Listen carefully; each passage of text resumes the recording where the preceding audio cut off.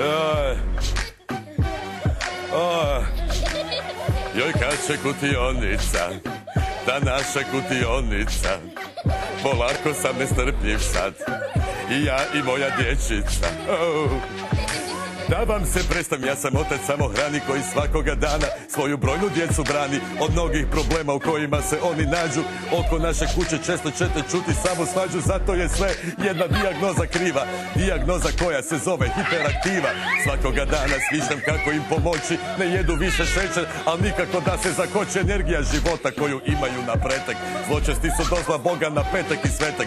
Barem se mogu pouzdati u stvar jednu emisiju koju imitiraju jednom u tjednu. Kada pokrene se špica, oni ozarena lica sjednu jedan kraj drugog, mirni su kao bubica. Pažnju im privlače brojne priče, nagradnjače, savjeti limača, kak napucat loptu jače. A sve to skupa ljudi traje tek jednu uru. Tu jednu uru kad niko ne dobije po turu. Prođe mi emisija fakat poput metka, kad gotova je odjavna, sve ispočetka. Kutionicca je moja spasiteljica, svakog tjedna je čekam ja, to mira moge porcija. Oh. I što reći na kraju, na samome finalu zahvalan sam ja hotelki što imam šansu malu. Živce si odmori da me ne zeme vrag, svaka čast kutionici i lej mrag. Kutionicca.